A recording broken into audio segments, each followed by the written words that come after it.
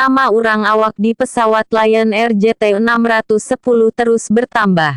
Terbaru, salah seorang pramugari bernama Mary Yulianda, disebut merupakan warga Tanjung Sungayang, Kabupaten Tanah Datar.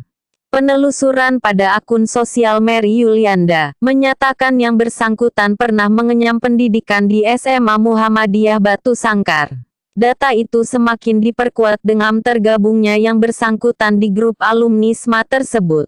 Nama Mary Yulianda semakin mencuat dikarenakan update status terakhir bersangkutan yang terkesan sebagai sebuah doa. Berikut status terakhir Mary Yulianda. Ya Allah lindungi Mary beserta yang lainnya dimana pun dia berada, ya Allah lindungi mereka semua, ya Allah mohon doanya buat mereka semua, semoga Allah melindungi mereka dan tidak terjadi apa-apa, amin.